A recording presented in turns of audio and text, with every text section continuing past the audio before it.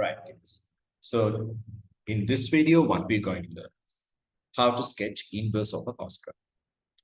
So as we discussed earlier, in order to sketch an inverse graph, first of all, we have to define the domain in order to convert into one-to-one function.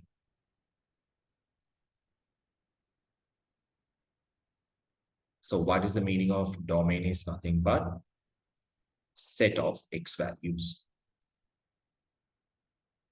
So in cos also same case. Initially, let's draw a cos graph. So sketching cos graph, let's sketch the whole graph of cos from 0 to 360. Cos graph always looks like cup-shaped graph. Should be something like this. Now, this is many to one graph.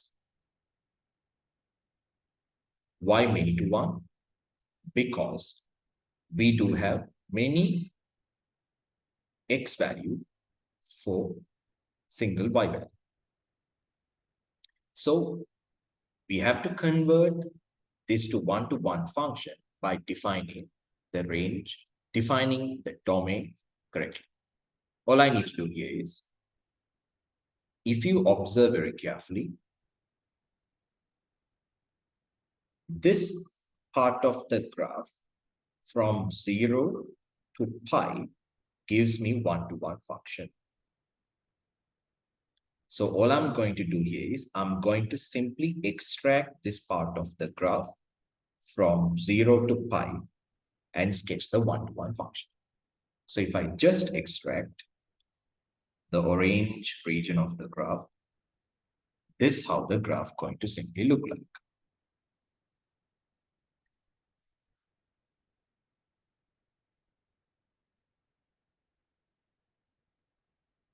Simple as this.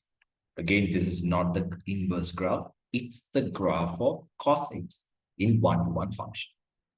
So pi 2, this is 1. And this coordinate is pi by 2. What's the next step? After defining to one-to-one function, all I need to do here is reflect the graph on x-axis. Reflect the graph on y is equals to x line. Y is equal to x line. Final graph would be simply cos inverse of x graph. So what are the changes that we can expect if we reflect a graph on y is equals to x?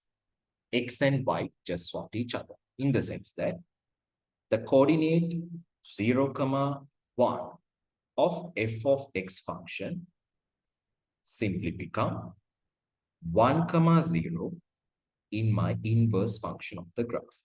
Same manner, pi by 2, 0 simply become 0, pi by 2.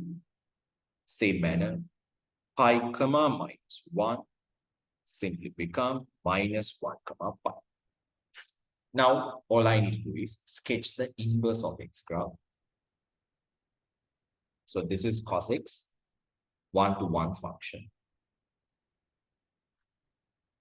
Now only we are going to sketch the final graph of inverse of x. So cos inverse graph simply going to be like this. Mark the coordinates.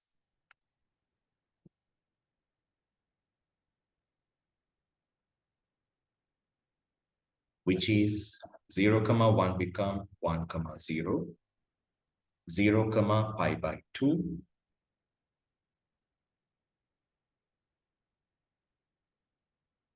so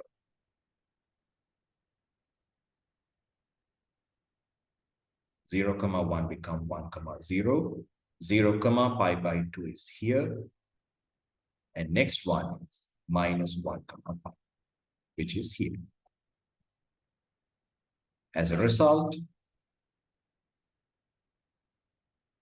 these are the three critical points of the graph. As a result, my final Cosx graph would look simply like this. So in this case, there's no confusion about the shape of the graph, because this is the only way that the graph can pass through these 3 points.